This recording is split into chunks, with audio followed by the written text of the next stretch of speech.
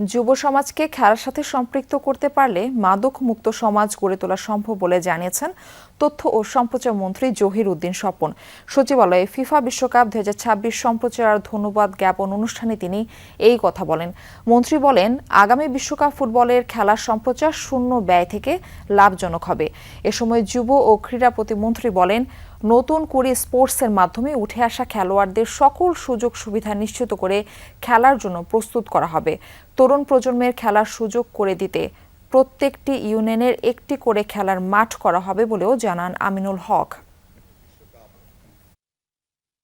দেশের সুস্থ বিনোদন, সুস্থ সংস্কৃতি, ক্রীড়া তৎপরতা ইত্যাদির মধ্যে আমাদের যুব প্রজন্মকে যদি যুক্ত করে ফেলতে পারি, তাহলে একদিকে যেমন সুস্থ মনোজগৎ তৈরি হবে এবং ভবিষ্যতে প্রজন্ম হিসাবে দক্ষ জনবল হিসাবে তারা তাদের দক্ষতাকে অন্যান্য ক্ষেত্রে কাজে লাগাতে পারবেন।